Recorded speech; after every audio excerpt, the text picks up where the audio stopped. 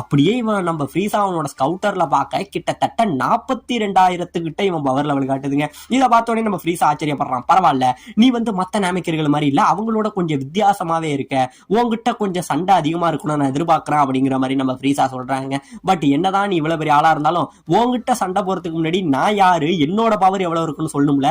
என்னோட பவர் எவ்வளவு தெரியுமா? கிட்டத்தட்ட 5,30,000 இருக்கும்டா அப்படின்னு சொல்ல இது பயங்கரமான ஷாக்கிங்க.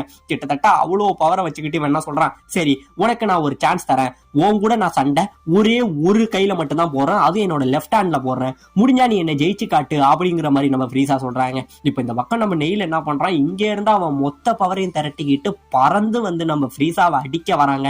அப்படியே வேகமா நம்ம ஃப்ரீஸாவோட கழுத்துல ஒரு அடி அடிக்க நம்ம ஃப்ரீஸா ஒண்ணுமே பண்ணலங்க, அப்படியே தான் நிக்கிறான். இவன் கையால குத்துறா, நம்ம ஃப்ரீஸாவுக்கு ஒண்ணுமே ஆகல. பரவாயில்ல, உன் பவர் லெவலுக்கு இதுதான் உன்னால முடிஞ்சது, இப்ப நான் யாருன்னு உனக்கு காட்டுறேன்னு சொல்லி அவன் கைய அப்படியே நம்ம ஃப்ரீஸா பிடிச்சிடுறாங்க.